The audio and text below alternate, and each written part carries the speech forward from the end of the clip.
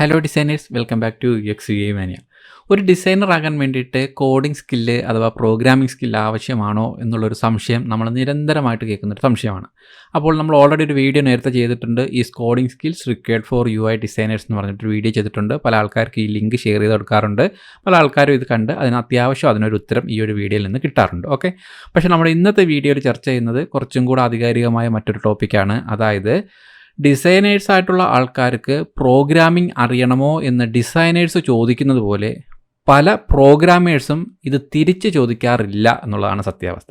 അതായത് ഡിസൈനേഴ്സ് ആയിട്ടുള്ള ആൾക്കാർക്ക് ഡെവലപ്പേഴ്സിനെ കുറിച്ചുള്ള കാര്യങ്ങൾ അല്ലെങ്കിൽ ഡെവലപ്മെൻറ്റിനെ കുറിച്ചുള്ള കാര്യങ്ങൾ ഡെവലപ്പിംഗ് കൂടെ അറിയണമോ എന്നുള്ള ഒരു സംശയം. അതായത് പല ഇൻസ്റ്റിറ്റ്യൂട്ടുകളിലും വെബ് ഡിസൈനർ പോസ്റ്റ് എന്ന് പറഞ്ഞുകൊണ്ട് ഇപ്പോൾ കോഴ്സുകൾ നടത്തുന്നു. പല യൂട്യൂബ് ചാനലുകളിലും ബൂട്ട് ക്യാമ്പ് നടത്തുന്നു, കോഴ്സ് നടത്തുന്നു, വെബ് ഡിസൈനർ എന്ന് പറഞ്ഞിട്ട്. പല ആൾക്കാർ അവിടെ ചെല്ലുന്നു, ജോയിൻ ചെയ്യുന്ന സമയത്ത് പഠിപ്പിക്കുന്ന കാര്യങ്ങൾ മുഴുക്കെ HTML, CSS, ജാവാസ്ക്രിപ്റ്റ് ഇതുപോലുള്ള കുറേ കാര്യങ്ങൾ കോഡിങ്ങുമായിട്ട് ബന്ധപ്പെട്ട് പഠിപ്പിക്കുന്നു. അപ്പോൾ ഈ കോഡിങ് ഒട്ടും അങ്ങോട്ട് ദഹിക്കാത്ത പല ആൾക്കാരും അത് അവിടെ തന്നെ നിർത്തുന്നു. പല ആൾക്കാരും അതിൽ നിന്ന് പിന്തിരിഞ്ഞു പോകുന്നു. ചില ആൾക്കാർ അത് ഇൻട്രസ്റ്റ് ആയിട്ട് പഠിച്ച് മുന്നോട്ട് പോകുന്നു. അപ്പോൾ പല ആൾക്കാരും അതുകൊണ്ട് ചോദിക്കാറുണ്ട്, നമ്മൾ ഈ ഡിസൈനേഴ്സ് ആയവർ എന്തിനാണ് വീണ്ടും ഈ HTML, CSS ഒക്കെ പഠിക്കുന്നത് എന്നൊക്കെ പറഞ്ഞ് കുറേ ആൾക്കാർ ചോദിക്കാറുണ്ട്. അപ്പോൾ ഇത്തരത്തിലുള്ള എല്ലാ കാര്യങ്ങളെക്കുറിച്ചും ഒരു അത്യാവശ്യം ഒരു ബേസ്മെൻറ്റ് എനിക്കറിയാവുന്ന കാര്യങ്ങളൊന്ന് ഷെയർ ചെയ്യുക എന്നുള്ളതാണ് നമ്മുടെ ഇന്നത്തെ വീഡിയോയുടെ ലക്ഷ്യം. ഓക്കെ, അപ്പോൾ എന്തായാലും ഓർക്കുക, ഡിസൈനറായിട്ടുള്ള ഒരു വ്യക്തി ഒരു ഡിസൈൻ ചെയ്യുന്നു, അതായത് ഒരു വെബ്സൈറ്റിൻ്റെ ഡിസൈൻ അല്ലെങ്കിൽ ഒരു മൊബൈൽ ആപ്ലിക്കേഷൻ്റെ ഡിസൈൻ ചെയ്യുന്നു. അത് എങ്ങോട്ടാണ് അടുത്തതായിട്ട് പോകുന്നത്? അടുത്തതായിട്ട് ഡെവലപ്മെൻറ്റ് സൈഡിലേക്കാണ് അത് പോകുന്നത്. അപ്പോൾ ഈ ഡെവലപ്പിംഗ് അഥവാ കോഡിംഗ് എന്നൊക്കെ പറയുമ്പോൾ അത്യാവശ്യമായിട്ട് നമ്മൾ അറിഞ്ഞിരിക്കേണ്ടുന്ന രണ്ട് വാക്കുകളാണ് ഫ്രണ്ട് എൻഡ് ഡെവലപ്പർ എന്നും ബാക്ക് എൻഡ് ഡെവലപ്പേഴ്സ് എന്നും പറഞ്ഞ് രണ്ട് ടൈപ്പ് ഓഫ് ഒരു ഡെവലപ്പേഴ്സ് അഥവാ പ്രോഗ്രാമേഴ്സ് അഥവാ കോഡിംഗ് ചെയ്യുന്ന കോഡേഴ്സ് എന്ന് വേണമെങ്കിൽ പറയാം. ഓക്കെ, അപ്പോൾ ഇങ്ങനെ രണ്ട് ടൈപ്പായിട്ട് നമുക്ക് അതിനെ ക്ലാസിഫൈ ചെയ്യേണ്ടതുണ്ട്. അതായത് ഫ്രണ്ട് എൻഡ് എന്നും ബാക്ക് എൻഡ് എന്നും. ഓക്കെ, അതായത് നിങ്ങളൊരു ഡിസൈൻ ചെയ്യുന്നു, ഒരു വെബ്സൈറ്റിൻ്റെ ഡിസൈൻ ചെയ്യുന്നു. ആ ഒരു ഡിസൈൻ പക്കാ നമ്മൾ ഫിഗ്മയിലോ XDയിലൊക്കെ ചെയ്ത് നല്ല ബ്യൂട്ടിഫുള്ളായിട്ട് എല്ലാ കാര്യങ്ങളും അതിനകത്ത് ശ്രദ്ധിച്ചു, അതിൻ്റെ ഗ്രിഡും മറ്റു കാര്യങ്ങളൊക്കെ സെറ്റാക്കി നമ്മൾ ആ ഡിസൈൻ അപ്രൂവായി നമ്മുടെ ക്ലയൻറ്റ് നമുക്ക് മുന്നോട്ട് പോകാനുള്ള പെർമിഷൻ തന്നു. അടുത്തതായിട്ട് ആ ഡിസൈൻ എന്ന് പറയുന്നത് ഒരു ഡെവലപ്പറുടെ കയ്യിലേക്കാണ് നമ്മൾ ആ ഡിസൈൻ ഫയൽ ഷെയർ ചെയ്യുന്നത്. അപ്പോൾ ഈ ഡിസൈനേഴ്സ് ആയിട്ടുള്ള പല ആൾക്കാരും തന്നെ ഫ്രണ്ട് എൻഡ് കോഡിങ് പഠിക്കാറുണ്ട്. അതായത് HTML, CSS, ജാവാസ്ക്രിപ്റ്റ് ഒക്കെ പഠിച്ച് ഈ ചെയ്ത ഡിസൈനെ അതുപോലെ ഫ്രണ്ട് എൻഡ് സൈഡിൽ കോഡ് ചെയ്യാറുണ്ട്. ഈ ഒരു ഫ്രണ്ട് എൻഡ് സൈഡ് എന്ന് പറയുന്ന കാര്യം ഒരു ഡിസൈനർക്ക്, അതായത് ഒരു UI ഡിസൈനർക്ക് പറ്റുന്ന ഒരു കാര്യം തന്നെയാണ്. കാരണം HTML, CSS എന്നൊക്കെ പറയുന്നത് അത്ര കണ്ട് വളരെ ഹെവി ആയിട്ടുള്ള ഒരു പ്രോഗ്രാമിങ്ങോ ലാംഗ്വേജോ ഒന്നുമല്ല. അത് നിങ്ങൾക്ക് അത്യാവശ്യം പഠിച്ചെടുക്കാൻ അതിനോടൊരു ടേസ്റ്റും അതിനോടൊരു താല്പര്യമുണ്ടെങ്കിൽ തീർച്ചയായിട്ടും നിങ്ങൾക്ക് പഠിച്ചെടുക്കാം. പക്ഷേ പഠിച്ചെടുത്തേ പറ്റൂ എന്നുള്ളതിൽ നിർബന്ധമൊന്നുമില്ല. കാരണം ഇന്ന് അത്യാവശ്യം നല്ല കമ്പനികളെല്ലാം തന്നെ ഡിസൈൻ ചെയ്യിക്കുന്നവരെ കൊണ്ട് ഡിസൈൻ മാത്രമേ ചെയ്യിക്കൂ. അത് ഫ്രണ്ട് എൻഡ് ചെയ്യാൻ കോഡിംഗ് നോളജ് ഉള്ളവരെ കൊണ്ടേ അത് കോഡിംഗ് ചെയ്യത്തുള്ളൂ. വളരെ ബിലോ ആവറേജ് കമ്പനികളിലാണ് ഇപ്പോഴും ഡിസൈൻ ഒരാൾ ചെയ്യുന്നു, അതിനെ തന്നെ കോഡിങ്ങും ചെയ്യുന്നു, അങ്ങനെയുള്ള എല്ലാ കാര്യങ്ങളും കൂടെ ചെയ്യുന്നത് വളരെ ബിലോ ആവറേജ് കമ്പനികളിലൊക്കെയാണ് ഇപ്പോൾ ഉള്ളത്. ഇന്ന് കാലം വളരെ മാറിയിരിക്കുന്നു. എല്ലാ നല്ല കമ്പനികളിലും സ്പെഷ്യലൈസേഷൻ വന്നിട്ടുണ്ട്. അതുകൊണ്ട് തന്നെ ക്രിയേറ്റീവായിട്ട് ഡിസൈനിൽ മാത്രം ശ്രദ്ധിക്കുന്നവർ ഡിസൈൻ മാത്രം ചെയ്യുന്നു. അപ്പോൾ എനിവേ നിങ്ങൾ അതിൻ്റെ ഫ്രണ്ട് എൻഡ് കോഡിങ് പഠിച്ചിരിക്കുന്നതുകൊണ്ട് ഒരു തെറ്റുമില്ല, നിങ്ങൾക്ക് ചെയ്ത ഡിസൈനെ ഇങ്ങോട്ട് മാറ്റാം. ഓക്കെ, ഇനി ഫ്രണ്ട് എൻഡ് കോഡിങ് അല്ലാതെ അടുത്തൊരു സൈഡാണ് നമ്മൾ ഈ ഫ്രണ്ടിൽ കാണുന്ന ഈ കാര്യങ്ങളെല്ലാം അതുപോലെ HTML ഒക്കെ ചെയ്തിട്ട് കൊടുക്കുന്ന അടുത്തൊരു സൈഡാണ് ബാക്ക് എൻഡ് ഡെവലപ്പേഴ്സ്. ആ ബാക്ക് എൻഡിൽ വരുമ്പോഴാണ് പ്രോഗ്രാമേഴ്സ് അതിലുള്ള പ്രോഗ്രാമിംഗ് ആയിട്ടുള്ള കാര്യങ്ങൾ എടുത്തു പറയുന്നത്. ഫോർ എക്സാമ്പിൾ, നമ്മളിപ്പോൾ ഏതെങ്കിലും ഒരു വെബ്സൈറ്റ് എടുക്കുക. ഞാനിവിടെ apple.com എന്ന് പറയുന്ന വെബ്സൈറ്റ് ജസ്റ്റ് ഒന്ന് ഓപ്പൺ ചെയ്ത് വെച്ചിരിക്കുകയാണ്. ഈ കാണുന്നൊരു ലുക്ക്, ഇവിടെ കാണുന്ന ഫോട്ടോ എങ്ങനെ വരണം, ഇതിൻ്റെ ടെക്സ്റ്റ് എങ്ങനെയാണ്, ഇതിൽ വലിയ ടെക്സ്റ്റ് ഏതാണ്, ചെറിയ ടെക്സ്റ്റ് ഏതാണ്, എങ്ങനെ ഈ വൈറ്റ് സ്പേസ് കൊടുക്കണം, ടോപ്പിൽ എങ്ങനെ ഈ ഒരു ഗ്രേ കളർ കൊടുത്തിട്ട് കൃത്യമായിട്ട് അതിൻ്റെ നാവിഗേഷൻ മെനു ഇവിടെ അടുക്കണം, എങ്ങനെ ഈ കൃത്യമായ ഐക്കൺ വയ്ക്കണം, ഇതെല്ലാം വിഷ്വലി നല്ല വിഷ്വൽ സെൻസുള്ള ഒരു ഡിസൈനറാണ് ആദ്യം തന്നെ ഇതിന് ഒരു ഡിസൈനിൻ്റെ രൂപകൽപ്പന കൊടുക്കുന്നത്. ഓക്കെ, ആ ചെയ്ത കാലത്തെ നമുക്കതിന് ശേഷം അടുത്തതായിട്ട് കോഡ് ചെയ്യുന്നു, അതാണ് ഫ്രണ്ട് എൻഡ് കോഡിങ്. ഈ ഒരു വെബ്സൈറ്റ് അല്ലെങ്കിൽ ഏതൊരു വെബ്സൈറ്റിലേക്ക് നിങ്ങൾ ചെന്നതിന് ശേഷം Ctrl+U എന്ന് നിങ്ങൾ പ്രസ് ചെയ്ത് കഴിഞ്ഞാൽ അതിൻ്റെ ഫ്രണ്ട് എൻഡ് കോഡ് നിങ്ങൾക്ക് കാണാൻ പറ്റും. അതായത് നിങ്ങൾക്ക് ഇതിലേക്ക് വന്നു കഴിഞ്ഞാൽ ആ ചെയ്തിരിക്കുന്ന ഡിസൈനെ ഇതുപോലെയൊക്കെ കോഡ് ചെയ്ത് കഴിയുമ്പോഴാണ് അതൊരു ഫ്രണ്ട് എൻഡായിട്ട് നമ്മളിപ്പോൾ ഇവിടെ ഇങ്ങനെ ഒരു വെബ്സൈറ്റ് ആയിട്ട് ഇവിടെ ഇങ്ങനെ കാണുന്നത്. ഓക്കെ, അതിനകത്ത് ഇപ്പോൾ ഒരു ഡിവ് ഒക്കെ ഇട്ട് ആ ഒരു ഡിവിനകത്ത് എങ്ങനെയാണ് ഈ ഒരു ബോക്സ് എടുക്കുന്നത്, ഈ ഒരു ഫോട്ടോ എവിടെ ഇടണം, അതിലെങ്ങനെയാണ് അതിൻ്റെ ഹെഡിങ്ങുകൾ, എല്ലാത്തിനും അതിൻ്റെ തന്നെ H1 H2 എല്ലാം ഇവിടെ കൊടുത്തുകൊണ്ട് നമ്മൾ അതിൻ്റെ ഒരു ഫ്രണ്ട് എൻഡ് കോഡിൻ്റെ സഹായത്തോടു കൂടി ആ ഒരു ഡിസൈനെ ഒറിജിനൽ വെബ്സൈറ്റ് ആക്കാൻ വേണ്ടി ഫ്രണ്ട് എൻഡ് കോഡ് ചെയ്യുന്നു. ഓക്കെ, ഇനി ഇതിനകത്ത് തന്നെ വെബ്സൈറ്റിനകത്ത് ഞാനിപ്പോൾ ഏതെങ്കിലും ഒരു ഫംഗ്ഷനാലിറ്റി അല്ലെങ്കിൽ മറ്റുള്ള എന്തെങ്കിലും ഒരു ഫംഗ്ഷൻ റിലേറ്റഡ് ആയിട്ടുള്ള കാര്യങ്ങൾ അറിയണം. ഞാനിവിടെ സെർച്ചിലൊന്ന് ക്ലിക്ക് ചെയ്ത് കഴിഞ്ഞാൽ ഇപ്പോൾ ഈ വന്ന ഈ ഒരു സെർച്ച് ഏരിയ ഇതുപോലെയാണ് കാണേണ്ടത്. അതായത് സെർച്ച് ഞാൻ ക്ലിക്ക് ചെയ്ത് കഴിഞ്ഞാൽ ടെക്സ്റ്റുകൾ ഇങ്ങനെ വരണം, 1 by 1 ആയിട്ട് വരിക മാത്രമല്ല ഇവിടെ ഇങ്ങനെ ബ്ലാക്കിൻ്റെ ഒരു പാച്ച് വരണം, അതിനോടൊപ്പം ടെക്സ്റ്റുകൾ ഇങ്ങനെ അടുക്കണം, അതിൽ മൗസ് വരുമ്പോൾ ഇങ്ങനെ ഗ്രേ കാണണം. ഇതെല്ലാം ഒരു ഡിസൈനർക്ക് തീരുമാനിക്കാം. ഈ മൗസ് ഓവറും മറ്റുമൊക്കെ തന്നെ ഒരു ഫ്രണ്ട് എൻഡ് ഡെവലപ്പർ അതുപോലെ കോഡിങ് ചെയ്യും. മറിച്ച് ഞാനിവിടെ എന്തെങ്കിലും ഒരു കാര്യം സെർച്ച് ചെയ്യുകയാണെന്നിരിക്കട്ടെ, ഞാനിപ്പോൾ ഇവിടെ ഐപാഡെന്നോ അല്ലെങ്കിൽ എന്തെങ്കിലും ഒരു വേർഡ് ഞാനിവിടെ സെർച്ച് ചെയ്ത് കഴിഞ്ഞാൽ അതിൽ ഞാൻ എൻ്റർ ചെയ്ത് കഴിഞ്ഞാൽ അതിൻ്റെ റിസൾട്ട് ഈ ഒരു വെബ്സൈറ്റിൻ്റെ ഡാറ്റാബേസിൽ നിന്നും നമ്മുടെ കൺമുന്നിലേക്ക് കൊണ്ടുതരിക്കണമെങ്കിൽ അത് ഒരു ബാക്ക് എൻഡ് ഡെവലപ്പർ കോഡ് ചെയ്ത് വെക്കുന്നതാണ്.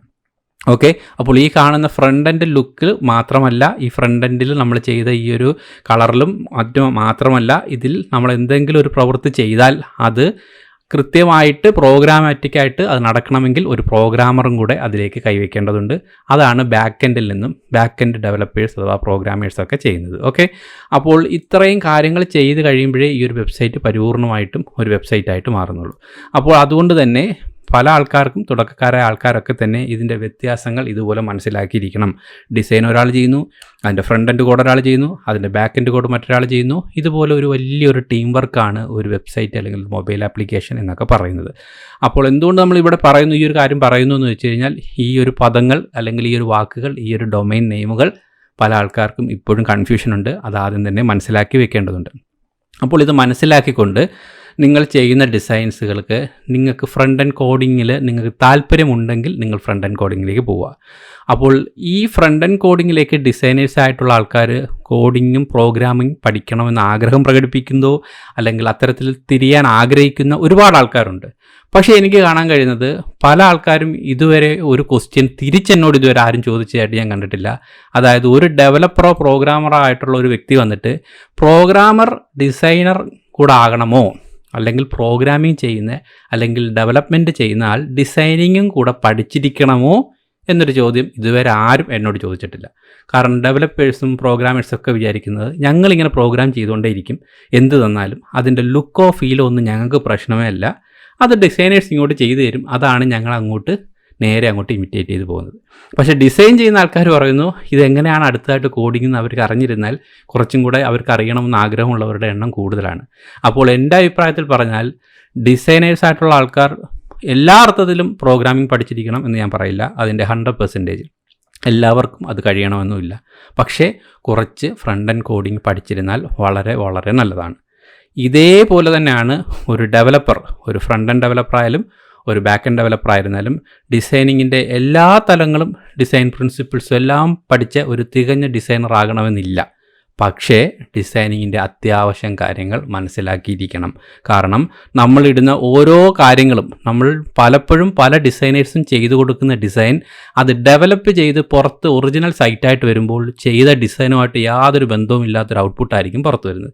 കാരണം പല ആൾക്കാരിലും ഡെവലപ്പിംഗ് മാത്രം ശ്രദ്ധിക്കുന്നവർ, പ്രോഗ്രാമിംഗ് മാത്രം ശ്രദ്ധിക്കുന്നവർ അതിൻ്റെ വിഷ്വലായിട്ടുള്ള അതിൻ്റെ ലുക്ക് ആൻഡ് ഫീലിലുള്ള കാര്യങ്ങളിൽ കുറച്ച് പോലും ശ്രദ്ധിക്കപ്പെടാത്ത ചില ആൾക്കാരാണ് എന്നുള്ളതാണ് അതിൻ്റെ റീസൺ.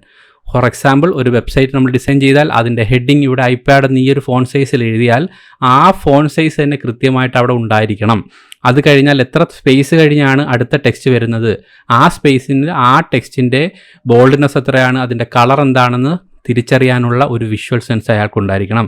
അത് കഴിഞ്ഞാൽ അടുത്തൊരു ടെക്സ്റ്റ് വന്നു കഴിഞ്ഞാൽ അതിൻ്റെ കളർ കുറച്ചും കൂടെ ഒരു ഡള്ളായിട്ടുള്ള കുറച്ച് ഗ്രേയിഷ് ആയിട്ടുള്ള കളറാണെങ്കിൽ അത് ഗ്രേ ആണെന്ന് ഐഡൻറ്റിഫൈ ചെയ്യാനുള്ള ഒരു ഡിസൈൻ സെൻസ് അദ്ദേഹത്തിന് ഉണ്ടായിരിക്കണം. അല്ലാതെ എല്ലാ ടെക്സ്റ്റിനും ഒരേ ബ്ലാക്ക് കളർ ഇടുന്ന പല ഡെവലപ്പേഴ്സിനെ ഞാൻ കണ്ടിട്ടുണ്ട്, കണ്ടുകൊണ്ടിരിക്കുന്നുണ്ട്. അപ്പോൾ ഇതിൻ്റെയൊക്കെ പ്രധാന റീസൺ അവർ ഡിസൈനിങ് എന്ന് പറയുന്നൊരു കാര്യത്തെക്കുറിച്ച് വറിയേ ചെയ്യുന്നില്ല. അതെല്ലാം എൻ്റെ ജോലിയല്ല, മറ്റേതോ ഒരു ഡിസൈനറുടെ ജോലിയാണെന്ന് പറഞ്ഞ് മാറ്റിവെക്കുന്ന ഒരു ടെൻഡൻസി കണ്ടുവരുന്നുണ്ട്. അപ്പോൾ എൻ്റെ അഭിപ്രായത്തിൽ ഒരു ഡിസൈനർ അത്യാവശ്യം ഡെവലപ്മെൻറ്റ് അറിയുന്നത് പോലെ തന്നെ ഒരു ഡെവലപ്പറും അത്യാവശ്യം ഡിസൈനെക്കുറിച്ചും ഒന്ന് മനസ്സിലാക്കിയിരിക്കണം. അതിന് വേണ്ടുന്ന അത്യാവശ്യത്തിൽ കൂടുതൽ കാര്യങ്ങളും നമ്മുടെ ചാനൽ തന്നെ ഉണ്ട്. ഇവിടെ വന്നതിന് ശേഷം ചാനലിൽ നിങ്ങൾക്ക് പ്ലേലിസ്റ്റിലേക്ക് പോയി കഴിഞ്ഞാൽ പ്രോഗ്രാമേഴ്സ് ആയിട്ടുള്ളതോ ഫ്രണ്ട് ആൻഡ് ഡെവലപ്പേഴ്സ് ആയിട്ടുള്ള ആൾക്കാർ ഇത് കാണുന്നെങ്കിൽ പറയുകയാണ്, നിങ്ങൾക്ക് ഇവിടെ കളേഴ്സ് എന്ന് പറയുന്ന ഒരു പ്ലേലിസ്റ്റ് ഉണ്ട്. അതിൽ നിന്ന് കളറിനെ കുറിച്ച് നിർബന്ധമായിട്ടും നിങ്ങൾ കുറച്ച് കാര്യങ്ങൾ പഠിച്ചിരിക്കണം. കുറച്ച് കാര്യങ്ങൾ, അത് നമ്മുടെ ലോകത്ത് ഏതൊരു സ്ഥലത്ത് ചെന്നിരുന്നാലും കളർ, ഈ ഭൂലോകത്ത് എവിടോട്ട് നോക്കിയാലും കളർ എന്ന് പറയുന്ന സാധനം നമ്മുടെ കണ്ണിൽ കാണുന്ന കാഴ്ചയാണ്. ആ കളറിനെ കുറിച്ച് അത്യാവശ്യം ബേസിക്കൽ കുറച്ച് കാര്യങ്ങൾ നിങ്ങൾ തിയററ്റിക്കലി പഠിച്ചിരുന്നാൽ നിങ്ങളുടെ ഡിസൈൻ നിങ്ങൾ ചെയ്തെടുക്കുന്ന ഫ്രണ്ട് എൻഡ് നിങ്ങൾ ചെയ്യുന്ന അല്ലെങ്കിൽ നിങ്ങളുടെ ബാക്ക് എൻഡ് ചെയ്യുന്ന ഒരു പ്രോഡക്റ്റിലും ഈ ഒരു കളർ നിങ്ങൾക്ക് ഹെൽപ്പായേക്കാം. അതുപോലെ നിർബന്ധമായിട്ട് നിങ്ങൾ കണ്ടിരിക്കേണ്ട ഒരു പ്ലേലിസ്റ്റാണ് ടൈപ്പോഗ്രാഫി എന്ന് പറയുന്നത്. ടൈപ്പോഗ്രാഫി, ഫോണ്ട് യൂസ് ചെയ്യുമ്പോൾ എങ്ങനെ ഫോണ്ട് യൂസ് ചെയ്യുന്നു, ജസ്റ്റ് ഫോണ്ടുകളെല്ലാം ജസ്റ്റ് H1 H2 എന്ന് മാത്രം എഴുതി പോകുന്നതിലല്ല, എന്ത് അടിസ്ഥാനത്തിലാണ് അത് ക്ലാസിഫൈ ചെയ്തിരിക്കുന്നത് എന്നറിഞ്ഞായിരിക്കാൻ വേണ്ടി ടൈപ്പോഗ്രാഫി എന്ന് പറയുന്ന ഒരു പ്ലേലിസ്റ്റ് മസ്റ്റായിട്ട് നിങ്ങൾ കണ്ടിരിക്കണം. അതേപോലെ തന്നെ ഡിസൈൻ റിലേറ്റഡ് ആയിട്ടുള്ള അത്യാവശ്യം മറ്റുള്ള കാര്യങ്ങൾ, ഡിസൈനിൽ ശ്രദ്ധിക്കേണ്ട കാര്യങ്ങൾ, അതിൻ്റെ ഹയറാർക്കി, അതിൻ്റെ ഒരു വിഷ്വൽ റിലേറ്റഡ് ആയിട്ടുള്ള ഒരുപാട് കാര്യങ്ങൾ നിങ്ങൾക്ക് അത്യാവശ്യം ഈ കുറേ വീഡിയോകളിൽ നിന്ന് നിങ്ങൾക്ക് മനസ്സിലാക്കാൻ സഹായിക്കും. അപ്പോൾ എന്തൊക്കെ പറഞ്ഞിരുന്നാലും ഓർക്കുക, ഡെവലപ്പേഴ്സ് ആയിട്ടുള്ള ആൾക്കാർ അല്പമെങ്കിലും വിഷ്വൽ സെൻസ് അഥവാ ഡിസൈൻ റിലേറ്റഡ് ആയിട്ടുള്ള കാര്യങ്ങൾ മനസ്സിലാക്കിയിരിക്കേണ്ടത് ഇന്നത്തെ കാലത്ത് വളരെ അത്യന്താപേക്ഷിതമായ കാര്യമാണ്. കാരണം നിങ്ങൾ ചെയ്തെടുക്കുന്ന പ്രോഡക്റ്റുകൾ, നിങ്ങൾ ചെയ്തെടുക്കുന്ന ഔട്ട്പുട്ടുകളിൽ നിങ്ങൾക്ക് നിങ്ങളുടേതായിട്ടൊരു കോൺട്രിബ്യൂഷൻ, ഒരു ലുക്ക് ആൻഡ് ഫീൽ കോൺട്രിബ്യൂഷനും കൂടി കൊണ്ടുവരാൻ കഴിഞ്ഞാൽ നിങ്ങൾക്ക് അത് നിങ്ങളുടെ വർക്കിനെ തന്നെ ഒരുപാട് ഹെൽപ്പ് ചെയ്യും. ലോകത്തിൻ്റെ ഏത് കാര്യങ്ങളിലൊക്കെ നമ്മൾ ശ്രദ്ധിച്ചാലും, ലോകത്തിൻ്റെ സർവ്വചരാചരങ്ങളിലേക്ക് നമ്മൾ ശ്രദ്ധിച്ചാലും അതെല്ലാം ഒരു ഡിസൈനാണെന്ന് നമ്മൾ അറിയുന്നത് പോലെ ആ ഡിസൈൻസുകളെല്ലാം തന്നെ ഉണ്ടാക്കി വെച്ചിരിക്കുന്നതിന് അതിൻ്റെ വ്യക്തമായിട്ടുള്ള കളർ സെൻസും അതിന് വ്യക്തമായിട്ടുള്ള ഒരു ഷേപ്പിങ്ങും കൃത്യമായിട്ടുള്ള ഒരു സ്പേസിങ് അലൈൻമെൻറ്റും കാര്യങ്ങളൊക്കെ ഉണ്ടാക്കി വെച്ചിരിക്കുന്നത് ലോകത്തിലെ സർവ്വചരാചരങ്ങളിലും ഈ ഡിസൈൻ എന്ന് പറയുന്നൊരു വാക്ക് ഒളിഞ്ഞു കിടക്കുന്നു എന്നുള്ളതാണ് സത്യാവസ്ഥ. അതുകൊണ്ട് പ്രോഗ്രാമേഴ്സ് ആയിട്ടുള്ള ആൾക്കാരും അത്യാവശ്യ കാര്യങ്ങൾ, അത്യാവശ്യമെന്നേ ഞാൻ പറയത്തുള്ളൂ. ഒരിക്കലും നിങ്ങൾ ഡിസൈനിങ്ങിൻ്റെ 100% തിയറീസ് പഠിച്ച് വെക്കണം എന്നൊരിക്കലും ഞാൻ പറയില്ല. അതിന് മറ്റൊരു ബെസ്റ്റ് എക്സാമ്പിളാണ് നിങ്ങൾ ഇന്ന് ചെയ്യുന്ന ഏത് പ്രോഡക്റ്റുകളായിരുന്നാലും നിങ്ങൾക്കിന്ന് ഡിസൈൻ ചെയ്ത് കിട്ടുന്നതിനോടൊപ്പം തന്നെ അതിൻ്റെ ഒരു ഡിസൈൻ സിസ്റ്റവും നിങ്ങൾക്കിന്ന് അവൈലബിൾ ആണ്. അപ്പോൾ ആ ഡിസൈൻ സിസ്റ്റത്തിലൂടെ നിങ്ങൾക്ക് എന്താണ് ടൈപ്പോഗ്രാഫി എന്ന് അറിയണം, എന്തുകൊണ്ടാണ് H1 യൂസ് ചെയ്യുന്നത്, എന്തുകൊണ്ട് H2 യൂസ് ചെയ്യുന്നു, അതിനെന്ത് അടിസ്ഥാനത്തിലാണ് H2ൻ്റെ സൈസ് മാറിയത്, ഇത്തരത്തിലുള്ള ബേസിക്കലായിട്ടുള്ള കുറേ ഡിസൈൻ പ്രിൻസിപ്പിൾസ് നിങ്ങൾക്ക് അത്യാവശ്യം അറിഞ്ഞിരുന്നാൽ നിങ്ങൾക്കും അത് നിങ്ങളുടെ പ്രോഡക്റ്റുകളെ, നിങ്ങളുടെ കോഡിങ് ചെയ്തുകൊണ്ടിരിക്കുന്ന പ്രോഡക്റ്റുകളെ മച്ച് ബെറ്റർ ആക്കി മാറ്റാൻ പറ്റും. ഓക്കെ, അതേപോലെ തന്നെ കളർ സ്കീംസുകൾ എങ്ങനെ കൊടുത്തിരിക്കുന്നു, പ്രൈമറി എന്താണ്, സെക്കൻഡറി എന്താണ്, ടെർഷറി എന്താണ്, ഇതിനൊക്കെ കൊടുത്തിരിക്കുന്ന കളറുകളുടെ വാല്യൂ നിങ്ങൾ ജസ്റ്റ് കോപ്പി പേസ്റ്റ് ചെയ്യുന്നതിനോടൊപ്പം ഈ പ്രൈമറി ആയിട്ട് യൂസ് ചെയ്തത് എന്താണ്, അല്ലെങ്കിൽ എന്തുകൊണ്ട് അത് സെക്കൻഡറി ആയിട്ട് യൂസ് ചെയ്തു, ഈ പറഞ്ഞ ഒരു സ്റ്റൈൽ ഗൈഡ് നിങ്ങളും മനസ്സിലാക്കിയിരിക്കേണ്ടുന്ന കാര്യമാണ്. അത് ഡിസൈനറുടെ ജോലിയാണെന്ന് പറഞ്ഞ് എഴുതി തള്ളാനായിട്ട് നിൽക്കരുത്. ഓക്കെ, അതേപോലെ തന്നെ ഗ്രിഡ് ആൻഡ് സ്പേസിങ്ങിലേക്ക് വരിക. നിങ്ങളിടുന്ന ഓരോ സ്പേസുകളും, പല ആൾക്കാരും ഒരു ടെക്സ്റ്റ് ഇവിടെ ഇട്ട് കഴിഞ്ഞാൽ അടുത്ത ടെക്സ്റ്റ് എത്ര സ്പേസ് കഴിഞ്ഞ് വരണമെന്ന് നോക്കാറേ ഇല്ല. അവർ ജസ്റ്റ് അങ്ങോട്ട് ഡിവ് അങ്ങോട്ട് അടുക്കുന്നു, അല്ലെങ്കിൽ ബൂട്ട് സ്ട്രാപ്പിൽ വന്ന് അതിനകത്ത് കാണുന്ന സ്ഥിരം കോഡിങ്ങിൻ്റെ സ്റ്റൈലിൽ അതുപോലെ അങ്ങോട്ട് കോപ്പി പേസ്റ്റ് ചെയ്യുന്നു. അതല്ലാതെ ആ ഒരു പ്രോഡക്റ്റിൻ്റെ റിയൽ ഔട്ട്പുട്ടിൻ്റെ, ആ ഒരു വിഷ്വലിൻ്റെ ഡിസൈനിൻ്റെ ഒരു ഔട്ട്പുട്ടിനെ കുറിച്ച് ചിന്തിക്കാതെ പോകുന്നൊരവസ്ഥ കണ്ടുവരുന്നുണ്ട്. അപ്പോൾ സ്പേസിങ് എന്താണ്, ഗ്രിഡ് സിസ്റ്റം എന്താണ്, ഇതെല്ലാം നിങ്ങൾ അറിഞ്ഞിരിക്കേണ്ടത് വളരെ ഇമ്പോർട്ടൻ്റ് ആയിട്ടുള്ള കാര്യങ്ങളാണ്. അതേപോലെ തന്നെ നമ്മുടെ ഫോമൊക്കെ ചെയ്യുന്ന ഈ ഒരു ഏരിയയിലായിരിക്കും കൂടുതൽ ഡെവലപ്പേഴ്സ് ശ്രദ്ധിക്കുന്നത്. അതായത് നമ്മുടെ കോൺടാക്ട് ഫോമിലൊക്കെ തന്നെ എൻ്റർ ചെയ്യുമ്പോൾ ആ പേരുകൾ, ആ മെയിലുകൾ കൃത്യമായിട്ട് ഒരാൾക്ക് ചെല്ലുക, ആ മെയിൽ ഒരാൾക്ക് ചെന്ന് കഴിഞ്ഞാൽ അതിൻ്റെ റിപ്ലൈ കിട്ടുക, ഇതുപോലുള്ള പ്രോഗ്രാമിംഗ് സൈഡുകൾ, അതുപോലെ തന്നെ ഇതിൻ്റെ ഫ്രണ്ട് എൻഡ് സൈഡുകളൊക്കെ ഒരുപാട് ഡെവലപ്പേഴ്സ് ശ്രദ്ധിക്കാറുണ്ട്. എങ്കിലും അതിനകത്ത് ഉപയോഗിച്ചിരിക്കുന്ന വാലിഡ് കളേഴ്സ് ഏതാണ്, എറർ കളർ വന്നാൽ എന്ത് കളറാണ് ഉപയോഗിക്കേണ്ടത്, ഇത്തരത്തിലുള്ള കാര്യങ്ങളെക്കുറിച്ച് പോലും പലപ്പോഴും പലരും ശ്രദ്ധിക്കാതിരിക്കുന്നത് കണ്ടിട്ടുണ്ട്. അപ്പോൾ ഇതെല്ലാം വിഷ്വൽ അഥവാ ഡിസൈൻ എന്ന് പറയുന്നൊരു മെത്തേഡിലേക്ക് വരുന്നതാണ്, ആ ഒരു ഏരിയയിലേക്ക് വരുന്നതാണ്. അപ്പോൾ ചുരുക്കി പറഞ്ഞാൽ ഡെവലപ്പേഴ്സും അത്യാവശ്യം ഡിസൈൻ അറിഞ്ഞിരിക്കണം. ഒരിക്കലും ഇതിനെ ഡിസൈനേഴ്സിൻ്റെ ജോലിയായിട്ട് എഴുതി തള്ളാൻ പാടില്ല എന്നാണ് എൻ്റെ ഒരു അഭിപ്രായം. അതുപോലെ തന്നെ മറ്റുള്ള പല ഡിസൈൻ കോമ്പണൻസുകൾ, അതിൻ്റെ ബട്ടൺസ് ആയിരുന്നാലും അതിൻ്റെ ഓരോ എലമെൻറ്റ്സുകളും നമ്മൾ യൂസ് ചെയ്യുമ്പോൾ അതിനകത്തുള്ള ആ ഒരു ഡിസൈൻ കോൺട്രാസ്റ്റ് നമ്മൾ മനസ്സിലാക്കി എടുക്കുന്നത് വളരെ നല്ലൊരു കാര്യമാണ്. അതുപോലെ തന്നെ പല കാര്യങ്ങൾ, നിങ്ങൾ സ്വിച്ചസ് ആയിരുന്നാലും ചെക്ക് ബോക്സുകളായിരുന്നാലും റേഡിയോ ബട്ടണും ഒക്കെ തന്നെ പല ആൾക്കാരും അങ്ങ് ചെയ്യുന്നു. അതിൽ കിടക്കുന്ന, അവർ ഉപയോഗിക്കുന്ന ബൂട്ട് സ്ട്രാപ്പെങ്കിൽ അതിൽ അതേപോലെ കസ്റ്റമായിട്ടുള്ള അതേ കിടക്കുന്ന ടെംപ്ലേറ്റിനെ എടുക്കുന്നു, ഉപയോഗിക്കുന്നു. അതേപോലെ മറ്റെവിടെയെങ്കിലും ചെക്ക് ബോക്സ് ഉപയോഗിക്കണമെങ്കിൽ അതിൽ കിടക്കുന്ന അതേ സ്റ്റൈലിനെ എടുക്കുന്നു, അത് അതേപോലെ ഉപയോഗിക്കുന്ന ഒരു ടെൻഡൻസി.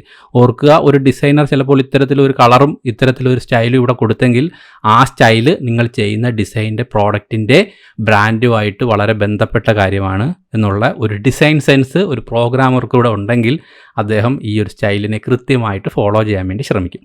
അതുപോലെ തന്നെ റേഡിയോ ബട്ടൺസുകൾ, അതുപോലെ തന്നെ നമ്മൾ നിരന്തരമായി ഉപയോഗിച്ച് വരുന്ന എല്ലാ എലമെൻസുകളും, ഓരോ ഡിസൈൻ കോമ്പണൻസിലും ഓരോ ഷേപ്പിലും ഡിസൈൻ എന്ന് പറഞ്ഞൊരു നിയമം ഒളിഞ്ഞു കിടപ്പുണ്ട് എന്നുള്ളൊരു ബേസിക് നോളജെങ്കിലും പ്രോഗ്രാമേഴ്സും അറിഞ്ഞിരിക്കണം. നിങ്ങൾ പ്രോഗ്രാം ചെയ്യാൻ പഠിക്കുന്ന അതേ നോളജിനോടൊപ്പം കുറച്ചെങ്കിലും ഇന്ന് മുതൽ നിങ്ങൾ ഒരു ഡിസൈൻ സെൻസിൻ്റെ ഒരു ചെറിയ ഒരു സ്പാർക്കെങ്കിലും ഡെവലപ്പ് ചെയ്തെടുക്കാൻ ഈ വീഡിയോ കാണുന്ന എല്ലാ ഡെവലപ്പേഴ്സിനും കഴിയട്ടെ എന്ന് ഞാൻ ആശംസിക്കുകയാണ്. ഇത്തരത്തിലുള്ള ഓരോ ഡിസൈൻ റിലേറ്റഡ് ആയിട്ടുള്ള കാര്യങ്ങളിലും ഓരോ പ്രോഡക്റ്റുകളുടെ ഡിസൈനിലും നിങ്ങൾ ഇനി മുതൽ പ്രോഗ്രാം ചെയ്യുന്ന കണ്ണുകളോടൊപ്പം തന്നെ അതിൻ്റെ ഡിസൈൻ പരമായ കണ്ണുകളെക്കുറിച്ച് ഒന്ന് ശ്രദ്ധിച്ച് നോക്കിക്കൊള്ളുക. അപ്പോൾ നിങ്ങളൊരു ഡിസൈനർ പ്ലസ് പ്രോഗ്രാമറെ പോലെ തന്നെ ഒരു പ്രോഗ്രാമർ പ്ലസ് ഡിസൈനറും കൂടെ ആയി മാറണമെന്ന് ആഗ്രഹിക്കുന്നു. കാരണം ഡിസൈനിന് അത്രത്തോളം വാല്യൂ ഉണ്ടെന്നുള്ള ഒരു കാര്യം കൂടെ നമ്മൾ ഈ ഒരു വീഡിയോയിലൂടെ പറയാൻ ആഗ്രഹിക്കുന്നു. അതുകൊണ്ട് എല്ലാ പ്രോഗ്രാമേഴ്സ്, ഡെവലപ്പേഴ്സ് തീർച്ചയായിട്ടും ഈ വീഡിയോ നിങ്ങൾക്ക് കുറച്ചെങ്കിലും നിങ്ങളുടെ വിഷ്വൽ സെൻസിനെ അല്ലെങ്കിൽ ഡിസൈൻ സെൻസിനെ മാറ്റിമറിക്കാനുള്ള ഒരു ചെറിയ ഒരു സ്റ്റാർട്ടിങ് ആകട്ടെ എന്ന് ആശംസിക്കുന്നു. എല്ലാവർക്കും ഇത് ഹെൽപ്ഫുൾ ആവട്ടെ. എല്ലാ ഡിസൈനേഴ്സും ഡെവലപ്പിങ്ങിനെ കുറിച്ചും അത്യാവശ്യം ഇതുപോലുള്ള കാര്യങ്ങളെക്കുറിച്ച് മനസ്സിലാക്കാൻ ശ്രമിക്കുക. തിരിച്ചതുപോലെ ഡെവലപ്പേഴ്സ് ഡിസൈനിങ്ങിനെ കുറിച്ചും അത്യാവശ്യം കാര്യങ്ങൾ മനസ്സിലാക്കാൻ ശ്രമിക്കുക. നമ്മുടെ ചെയ്യുന്ന എല്ലാ പ്രോഡക്റ്റുകളും എല്ലാ പ്രോജക്റ്റുകളും നല്ല രീതിയിലുള്ള ഒരു ഔട്ട്പുട്ട് തരാൻ അത് തീർച്ചയായിട്ടും സഹായിക്കും. അപ്പോൾ ഡിസൈനേഴ്സ്, നിങ്ങൾക്ക് ഈ ഒരു വീഡിയോ ഹെൽപ്ഫുൾ ആണെങ്കിൽ തീർച്ചയായിട്ടും നിങ്ങളുടെ സുഹൃത്തുക്കൾക്ക്, അത് ഡിസൈനേഴ്സും ഡെവലപ്പേഴ്സും ആയിട്ടുള്ള സുഹൃത്തുക്കൾക്കായിട്ട് ദയവേത് ഷെയർ ചെയ്ത് കൊടുക്കുക. അതുപോലെ തന്നെ നമ്മുടെ ചാനൽ സബ്സ്ക്രൈബ് ചെയ്തിട്ട് ദയവായി ചാനൽ സബ്സ്ക്രൈബ് ചെയ്തേക്കുക. അപ്പോൾ എന്തായാലും ഡിസൈനേഴ്സിന് ഹെൽപ്ഫുൾ ആവുന്ന മറ്റൊരു ഇൻഫോർമേറ്റീവ് വീഡിയോ ആയിട്ട് വീണ്ടും കാണാം. Till then bye guys.